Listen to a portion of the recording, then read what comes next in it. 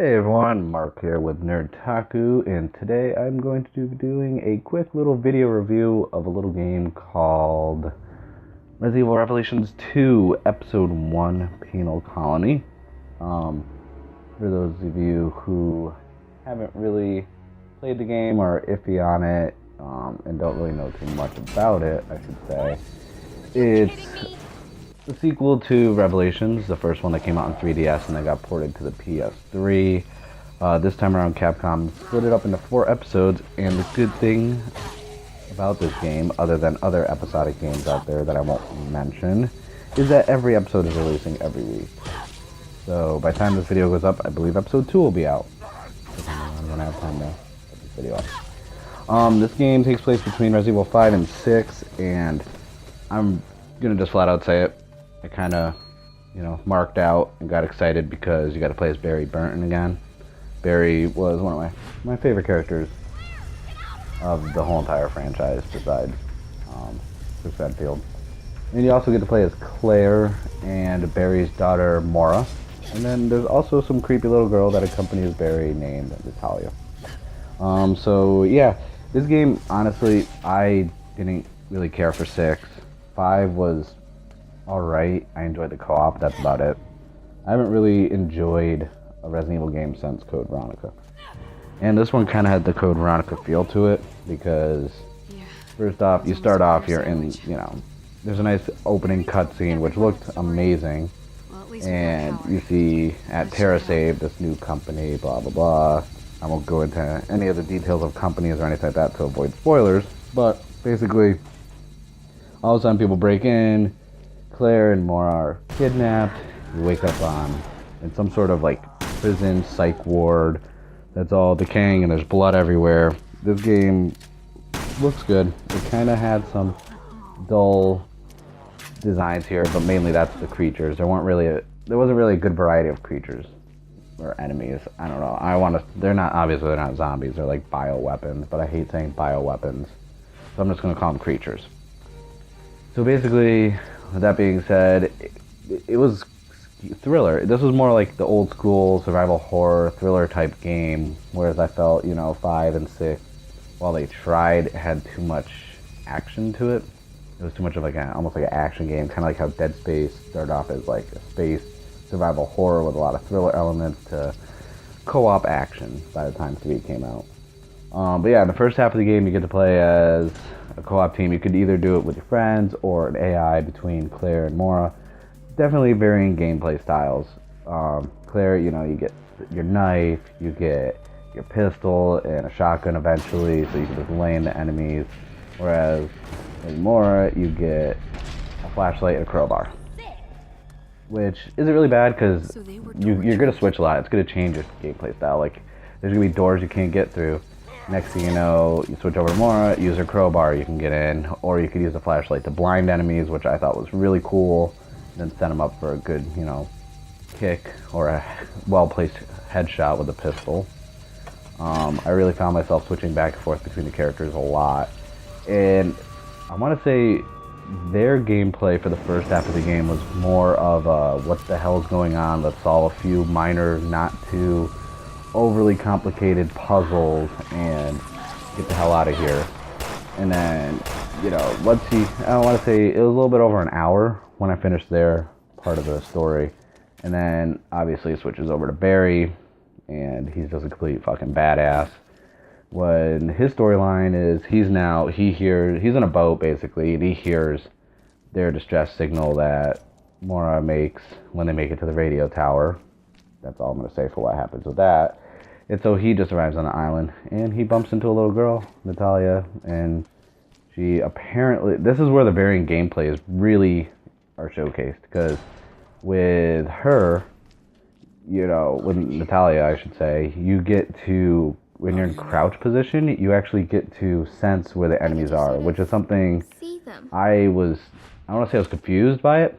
It was just something that had me really curious as to why she was able to do this, and the fact that you don't, with all good episodic games, and obviously it's Resident Evil, they're not going to hand you the answers to anything. Obviously, with it being 4 episodes, you're going to be left with more questions than anything. I really enjoyed playing as Barry in his storyline. part because he's a beast. He had a freaking magnum pistol, a freaking assault rifle, then a regular pistol, you know, and the little girl, like, I found myself playing more stealthy because the little girl could sense where the enemies were, so I found myself doing a lot of from behind stealth kills on all the creatures, except for, like, the big rooting ones. Be careful. And they actually, it was very stealthy, but at the same time, you know, you could obviously not play that way, especially with the arsenal that he has just, like, strapped to his body. You could easily just be there like, oh, look, I'm going to just fucking destroy everything. And you could. My second playthrough, I did that because, obviously, the game has some replay value to it. There's just different little collectibles and symbols you can shoot in each episode. Then there's raid mode, which I played a little bit of. I liked it. For those who don't know, raid mode was actually put in the first Revelations game, and it was kind of, I want to say, raid mode is basically horde mode when you think about it. You know, you and your friends do a little co-op, clear out these areas, fight enemies, ta-da, which is nice because most, as you know, most episodic games don't have really anything for replay value except for if you want to go back through and do different dialogue options. So this is a lot different than other, I should just pause it. This is a lot different than Telltale, what they do with their episodic games. Let's face it, they're the only company that really is out there doing episodics. And I really liked, because this was a nice change of pace. And also for Resident Evil itself, I mean, the last month and a half to 2 months has been really good for Resident Evil fans. I mean, we got Resident Evil HD, and now we have Revelations 2, which is nice. I would say, though, that I wish there was more enemies, like a variety. It seemed kind of, okay, we're going to give the same ones, but this time he's going to have some nails stuck in his face. Ta-da, it's a new character. And it got kind of, I felt it was kind of like a cop-out in the character design part. But yeah, I am going to say that the game definitely was, I don't want to say scary, but it definitely went back to its roots. Like, this is, like I said, haven't really fully enjoyed a Resident Evil game since Code Veronica, and I actually enjoyed this game, and I can't wait for episode 2. It's definitely, the only thing that really bothers me is their timeline of the release. Like, I have no problem with a new episode coming out every week. My issue is the fact that, you know, it's $24.99 for this digital pack, and you get all of them and this and that, but then I don't know, because I haven't looked into it fully. I know if you get the physical one, it's $40, but you get 2 more episodes. That one that goes over, like, backstory of Mora, and another one that actually goes over stuff with Natalia. And I'm just like, I want 2 more episodes. So technically it's 6 episodes.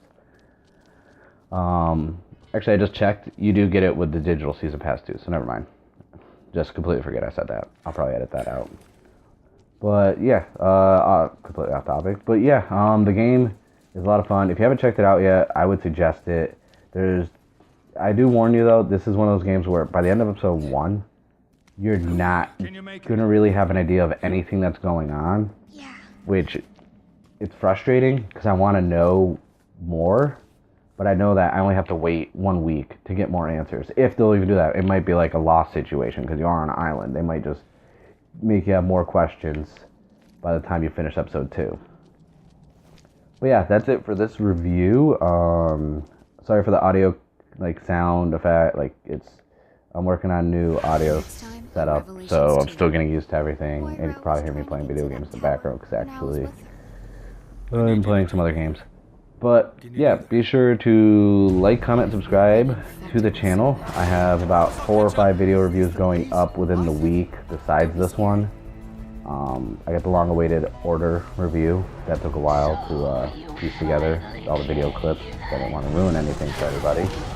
And then also comment any suggestions. I'm still trying to tweak how the video reviews work and how to not make them sound like shit. So yeah, just thank you for watching, and be sure to check out episode 2's review. That's going to be going up probably soon, within a day or 2 after this goes up, because I'm going to try and get them up in a more timely fashion. So yeah, thanks for watching.